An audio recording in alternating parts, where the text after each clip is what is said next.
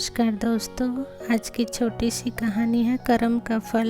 कहानी में बताया गया है कि जब हम कोई कर्म करते हैं तो उसका फल हमें अवश्य ही भोगना पड़ता है, चाहे वो अच्छा कर्म हो चाहे बुरा कर्म हो।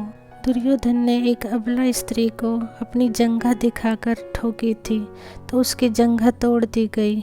दुशासन ने छाती ठोकी तो उसकी छाती फाड़ दी गई। महारथी कर्ण ने एक असहाय स्त्री के अपमान का समर्थन किया तो श्री कृष्ण ने असहाय दशा में ही उसका वध कराया।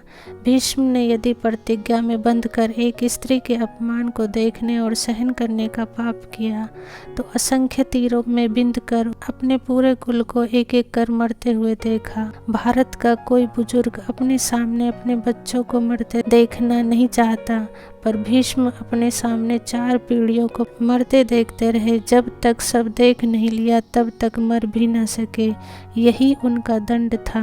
धृतराष्ट्र का दोष था पुत्र मोह, तो 100 पुत्रों के शव को कंधा देने का दंड मिला। 100 हाथियों के बराबर बल वाला धृतराष्ट्र सिवाय रोने के और कुछ नहीं कर सका। दंड केवल कौरव दल को ही नहीं मिला, दंड पांडवों को भी मिला। द्रौपदी ने वरमाला अर्जुन के गले में डाली थी, सो उनकी रक्षा का दायित्व सबसे अधिक अर्जुन पर था। अर्जुन यदि चुपचाप उनका अपमान देखते रहे तो सबसे कठोर दंड भी उन्हीं को मिला। अर्जुन पितामह भीष्म को सबसे अधिक प्रेम करते थे तो कृष्ण ने उन्हीं के हाथों पितामह को मृत्यु दिलाई। अर्जुन रोते रहे पर तीर चलाते रहे। क्या लगता है अपने ही हाथों अपने अभिभावकों भाइयों की हत्या करने की गलानी से अर्जुन कभी मुक्त हुए होंगे? नहीं, वे जीवन भर तड़पते होंगे। यही उनका दंड था। युधिष्ठिर ने स्त्री को दांव पर लगाया तो उन्हें भी दंड मिला। कठिन से कठिन परिस्थितियों में भी सत्य और धर्म का साथ नहीं छोड़ने वाले युधिष्ठिर ने युद्ध भूमि में झूठ बोला और उसी झूठ के कारण उनके गुरु की हत्या हुई। यह एक झूठ उनके सारे सत्यों पर भारी रहा। धर्मराज के लिए इससे बड़ा दंड क्या होगा।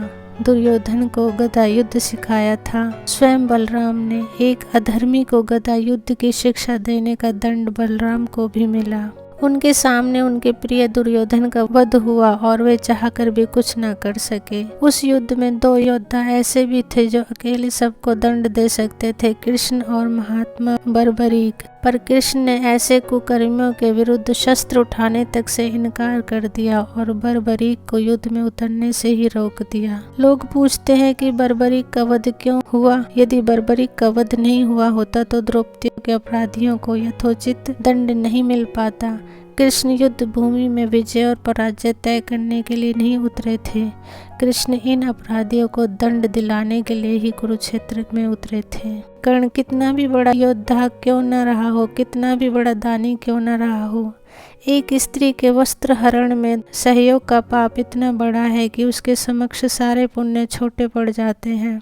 स्त्री कोई वस्तु नहीं कि उसे दांव पर लगाया जाए। कृष्ण के युग में 2 स्त्रियों को बाल से पकड़कर घसीटा गया। देवकी के बाल पकड़े कंस ने और द्रौपदी के बाल पकड़े दुशासन ने। श्री कृष्ण ने स्वयं दोनों अपराधियों का समूल नाश किया। किसी स्त्री के अपमान का दंड अपराधी के समूल नाश से ही पूरा होता है, भले वह अपराधी विश्व का सबसे शक्तिशाली व्यक्ति ही क्यों न हो। दोस्तों, कर्म करते समय सदा सचेत रहें, क्योंकि कर्म फल कभी हमारा पीछा नहीं छोड़ता।